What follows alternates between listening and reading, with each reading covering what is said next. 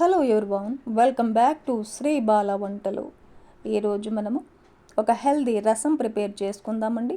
మునగాకుతో ఎన్నో రకాల రెసిపీస్ని ప్రిపేర్ చేసుకోవచ్చు. రసం కూడా డిఫరెంట్ స్టైల్లో రసం రెసిపీస్ని కూడా ప్రిపేర్ చేసుకోవచ్చు. ఎన్ని విధాలుగా మునగాకు రసం ప్రిపేర్ చేసినా కూడా రుచి మాత్రం చాలా బాగుంటుందండి. మునగాకు హెల్త్ పరంగా ఎంతో మేలు చేస్తుంది. మరైతే లేట్ చేయకుండా మనం ప్రాసెస్లోకి వెళ్ళిపోదాం. టేస్టీగా మునగాకు రసం రెసిపీని ఎలా ప్రిపేర్ చేసుకోవాలి అన్నది చూసేద్దాం. ఫస్ట్ ఒక నిమ్మకాయ అంత చింతపండుని తీసుకొని ఒకసారి శుభ్రంగా కడిగేసి వాటర్ వేసేసి నానబెట్టేసుకుందాం.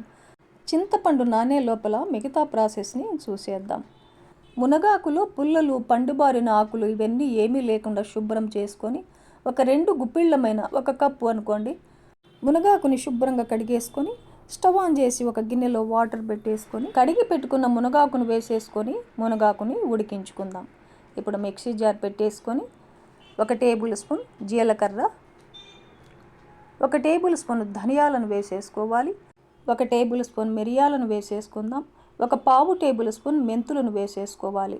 మూత పెట్టేసి మిక్సీ పట్టేసుకుందాం. ఇలాగా పొట్టు తీయకుండా 7-8 వెల్లుల్లిపాయలను వేసేసుకొని మరోసారి మిక్సీ పట్టేసుకోవాలి. ఇప్పుడు స్టవ్ ఆన్ చేసి ఒక ప్యాన్ పెట్టేసుకుందాం. ఒక 2 టేబుల్ స్పూన్లు ఆయిల్ వేసేసుకోవాలి. ఆయిల్ హీట్ ఎక్కిన తర్వాత పోపు దినుసులు వేసేసుకుందాం.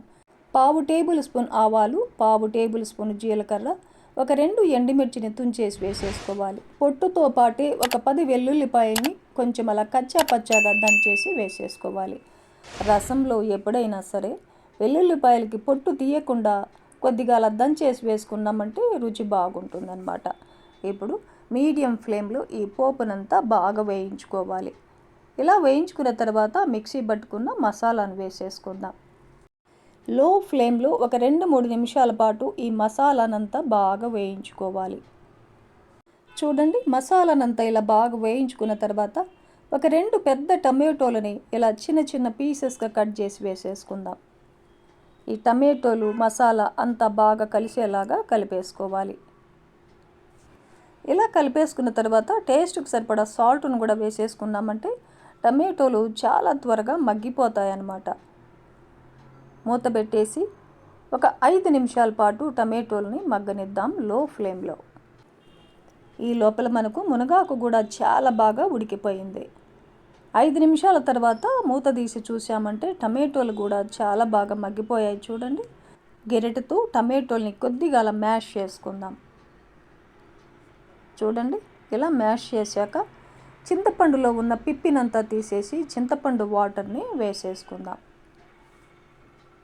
ఉడికించుకున్న మునగాకుతో పాటే మునగాకు వాటర్ని కూడా వేసేసుకోవాలి. చింతపండు వాటరు, మునగాకు వాటర్తో పాటు ఇంకో 1/2 లీటర్ వరకు వాటర్ని యాడ్ చేశాను. మొత్తానికి 1 లీటర్ వరకు ఉంటాయన్నమాట. ఒక 1/4 టేబుల్ స్పూన్ పసుపును కూడా వేసేసుకుందాం. 1/4 టేబుల్ స్పూన్ ఇంగువను యాడ్ చేసుకోవాలి. కొద్దిగా ఫ్రెష్ కరివేపాకును కూడా వేసేసుకొని 1 టేబుల్ స్పూన్ రసం పౌడర్ వేస్తున్నానండి. ఏ రసం పౌడర్ అయినా 1 టేబుల్ స్పూన్ రసం పౌడర్ కూడా వేసేసుకోవాలి. ఈ మొత్తాన్ని బాగా కలిపేసుకుందాం. ఒకసారి టేస్ట్ చేయండి, సాల్ట్ సరిపోయిందా లేదా అన్నది చెక్ చేసుకోవాలి. సాల్ట్ సరిపోకపోతే అడ్జస్ట్ చేసుకోవచ్చు. ఈ రసాన్ని మీడియం ఫ్లేమ్లో ఒక 5 నిమిషాల పాటు ఉడికించుకోవాలి. చూడండి, 5 నిమిషాల పాటు ఉడికించుకున్నామంటే రసం ఘుమఘుమలాడుతూ రుచికరమైన హెల్దీ అయిన రసం రెసిపీ మనకు రెడీ అయిపోతుంది. స్టవ్ ఆపేసి డిష్ అవుట్ చేసుకుందాం.